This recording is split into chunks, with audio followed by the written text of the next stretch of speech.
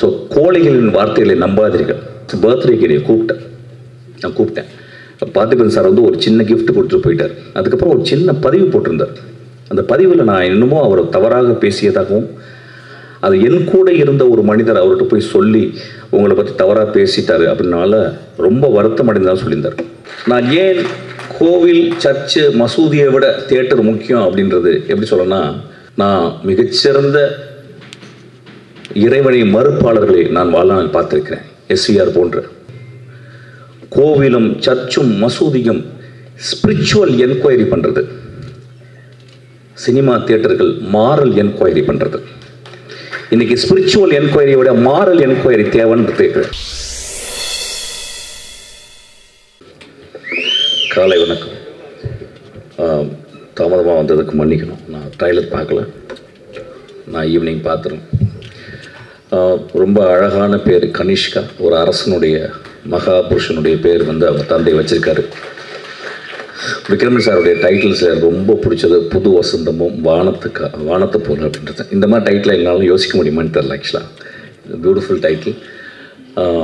நான் பழகிய சினிமாக்காரர்களே எப்பொழுதுமே எளிமையாகவும் அழகாகவும் பழகிறது வந்து நம்ம ரவிக்குமார் சார். எனக்கு 25 வருஷமாக அப்படியே பார்ப்பேன். எப்போயாவது ஒரு வருஷத்துக்கு 2 தடவை தான் மீட் பண்ணுவேன். அவ்வளோ எளிமையாக, அவ்வளோ ரொம்ப extraordinary human being sir. Thank you so much for being very extraordinary. நான் அவர் கூட இந்த படத்தில் ஒர்க் பண்ண போகிறேன். ட்ரெயினில் ஒரு முக்கியமான ஒரு கேரக்டர் எழுதியிருக்கேன். கெட்ட கேரக்டர் தான் எழுதியிருக்கேன் அவருக்கு. ஆக்சுவலாக ரொம்ப அழகாக இருக்குது. நிறைய பேர் அவர் தான் எங்களோட குரு கதிர் சாரை பார்த்தேன். இங்கே பார்த்தீங்கன்னா நிறைய குருக்கள் இருக்காங்க. நான் வாழ்நாளில் வந்து எப்பயாவது ஒரு தருணம் தான் அந்த மாதிரி எல்லா குருக்களையும் பார்க்க முடியும். நான் ஒரு புத்தக கடையில் ஒர்க் பண்ணும்போது என் குரு என்னை அடையாளப்படுத்தி என்னை கண்டுபிடிச்சி கூப்பிட்டு பண்ணார். அவருக்கு ஒரு கிளாப் அடிங்க கதிர் சார்.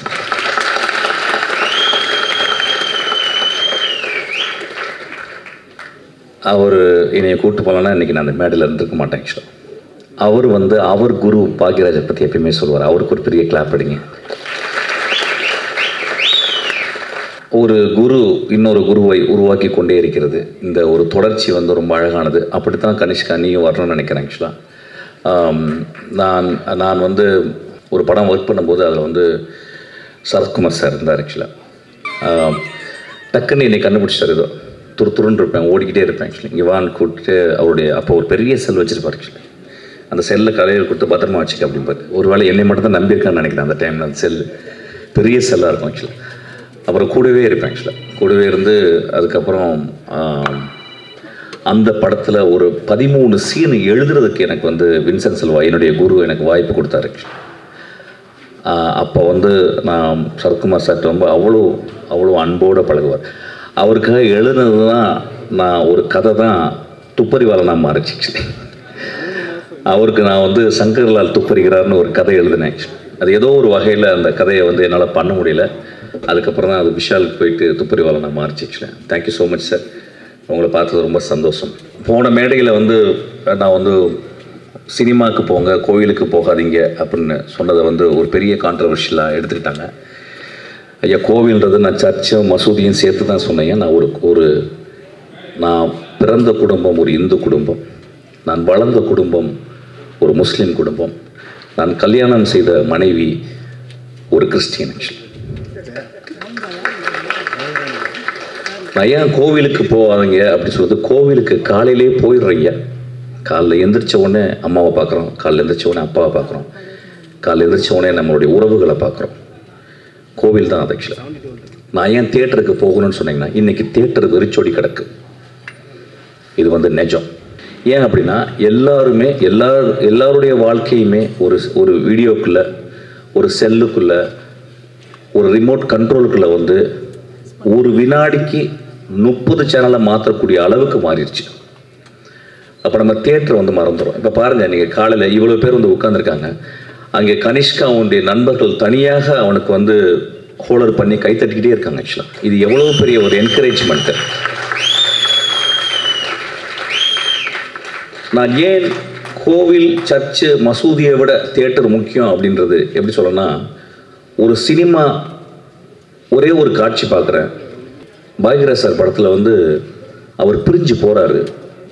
அப்போ தன்னுடைய காதலி அங்கேருந்து பாடுறான். எனக்கு அப்போ வந்து என்ன வயசுன்னு தெரில. அந்த புதிய வார்ப்புகள் படத்தில் எனக்கு வந்து ஒரு 12 வயசு 13 வயசு இருக்கும். காதல்னால் என்னன்னு கூட தெரியாது. ஆனால் ஒரு காதலன் பிரிந்து போவதை பார்த்து அவள் மேலே ஒரு சாங் வருது. இந்த கிரேட் ஜீனியஸ் இளையராஜா அதை பண்ணியிருக்காரு, இதயம் போகுதுன்னு சொல்லிட்டு. அந்த பாட்டை கேட்கலன்னா நான் வந்து இன்றைக்கி இந்த மேடையில் இருந்திருக்க மாட்டேன்னு சொல்லி. கதிர் சார் படத்தில் வந்து ஒரு சீன் வரும். தன் காதலியை எவ்வளோ நேசிக்கிறான்னா சொல்ல முடியாது. காதலை ஒரு பெரிய மனசுக்குள்ளே ஒரு பெரிய இருக்கும். சொன்னால் ஒரு வேளை நிராகரிச்சிருவாளோ அப்படின்னு சொல்லிட்டு அவள் உட்கார்ந்து இருந்த அந்த சேரில் போயிட்டு அவள் எந்திரிச்சு போன மாதிரி உட்காருவான். ஆக்சுவலாக காதலை மிக எளிமையாகவும் வலிமையாகவும் அழகாகவும் சொன்னவர் எங்கள் குரு. ஆக்சுவலி நான் ஏன் கோவிலுக்கு போகிறது, சர்ச்சுக்கு போகிறது, மசூதிக்கு போகிறத விட கோவிலுக்கு போகிறது, தியேட்டருக்கு போகணுன்னு சொல்கிறேன்னா, மகேந்திரன் ஒரு படத்தில் எழுதுகிறாரு கடைசி காட்சியில், மோசமான மனிதன் வாழ்நாள் முழுவதும் மோசமாக இருந்து கொண்டே இருக்கிறான்.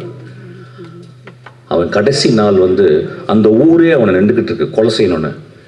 அந்த கொலைகாரன் சொல்கிறான், அந்த மோசமான மனிதன் சொல்கிறான், எனக்கு என் வாழ்க்கையில் எவ்வளவோ தப்பு பண்ணிட்டேன், எவ்வளவோ கஷ்டம் கொடுத்துட்டேன், ஆனால் ரொம்ப கஷ்டப்படுறது இன்றைக்கி ஒட்டுமொத்த ஊருக்காரனையும் நான் கெட்டவனை மாற்றிட்டேனேன்னு சொல்கிறான்.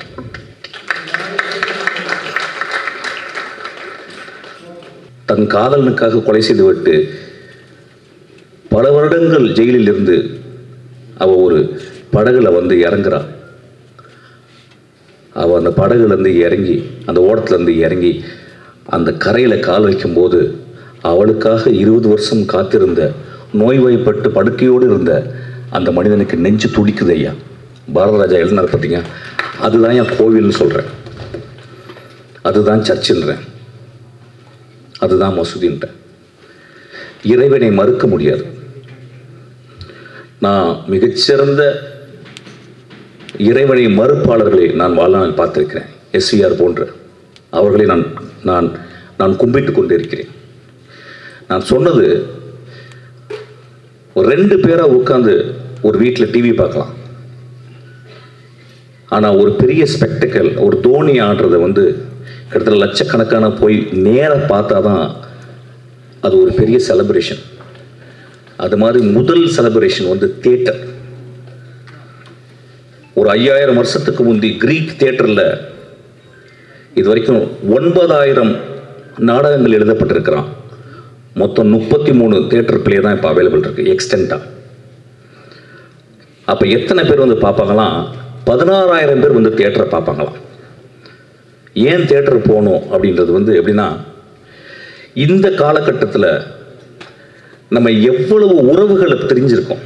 இன்னைக்கு என்ன ரொம்ப அழகானதுன்னா, இந்த விக்ரமன் சாரும் இன்னைக்கு வந்து KS ரவிக்குமார் சார் வந்தோடனே இந்த ஒட்டுமொத்த தமிழ் சினிமாவும் இங்கே வந்து உட்கார்ந்துருக்கிறது காரணம் என்னன்னு கேட்டிங்கன்னா, இந்த 2 தெய்வங்களுக்காக தான். ஆக்சுவலாக கோவிலில் மட்டும், மசூதியில் மட்டும், சர்ச்சில் மட்டும் தெய்வங்கள் இல்லையா, மிகப்பெரிய எழுத்தாளர், மிகச்சிறந்த எழுத்தாளர்.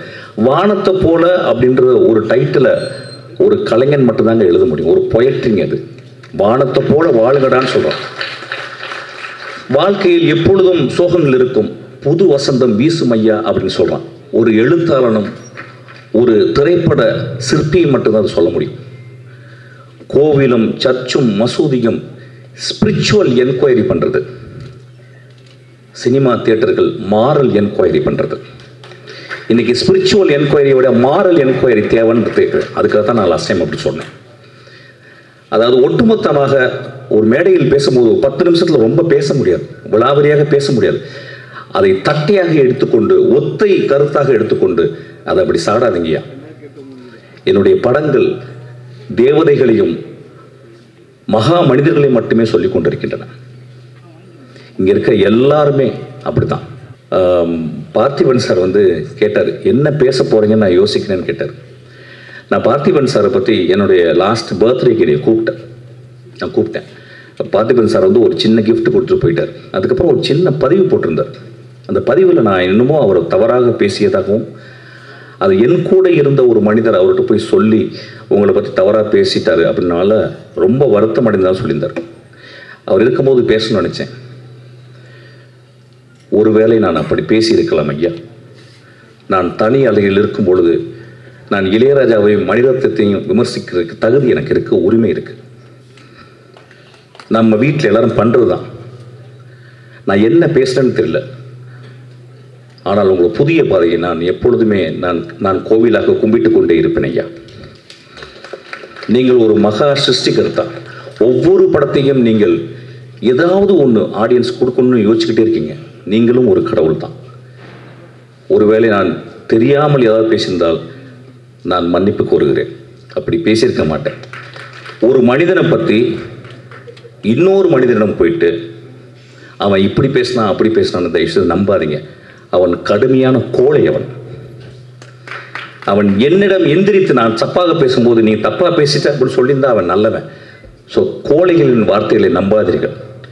நான் சொன்னனா என்னன்னு தெரியல, பட் இருந்தாலும் நான் மன்னிப்பு கேட்டுக்கிறேன். உங்களை நான் உங்கள் படங்களை விமர்சிக்கிறதுக்கு என் தனி அறையில் எனக்கு உரிமை இருக்குது. கே.எஸ். ரவிக்குமார் சார் ஜாலியாக எடுப்பார் அப்படின்றே எனக்கு உரிமை இருக்குது. மிஷ்கின் பிளாக்காகவே எடுப்பான் அப்படின்னு சொல்கிறதுக்கு உரிமை இருக்குது. பெரிய மயிர் மாதிரி பேசுகிறான் அப்படின்னு சொல்கிறதுக்கு உரிமை இருக்குது. நேரில் பேசும்போது நம்மலாம் ரொம்ப சொந்தக்காரங்க, நம்மலாம் குடும்பத்தம் தான். ஸோ அதனால் இதை நான் பதிவு பண்ணிக்கிறேன். இயக்குநர்களுக்கு வாழ்த்துக்கள், சத்யாவுக்கு வாழ்த்துக்கள். Thank you so much. இந்த படம் பெரிய வெற்றி அடையணும். எல்லோரும் போய் தியேட்டரில் பார்க்கணும். தயவுசெய்து ரிமோட் கண்ட்ரோலில் பார்க்காதீங்க, தியேட்டரில் பார்க்கணும்னு கேட்டுக்கிறேன். ஒரு சின்ன அழகான ஒரு விஷயம் சொல்கிறேன்.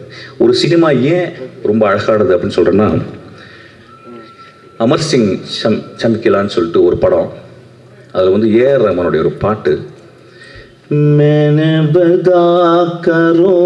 அப்படின்னு ஒரு பாட்டு 10 நாள் அதை கேட்டுக்கிட்டே இருக்கேன்.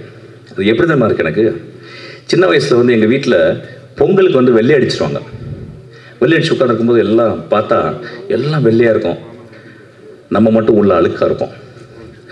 ஒரு இசைக்கலைஞன் ஒரு எக்ஸ்ட்ராடனரியான நோட்ஸை கொண்டு கோர்த்து ஒரு எக்ஸ்ட்ராடனரியாக மியூசிக் போட்டிருக்கான். இந்த டிகேடின் மிகச்சிறந்த பாடல் நான் சொல்லுவேன். அந்த பாட்டை கேளுங்கன்னு கேட்பேன். இதுதான் சொல்கிறேன். கோவிலுக்கும் சர்ச்சுக்கும் மசூதிக்கு மட்டும் போகணுன்னு போங்க, தியேட்டருக்கு அடிக்கடி போங்க. Thank you so much.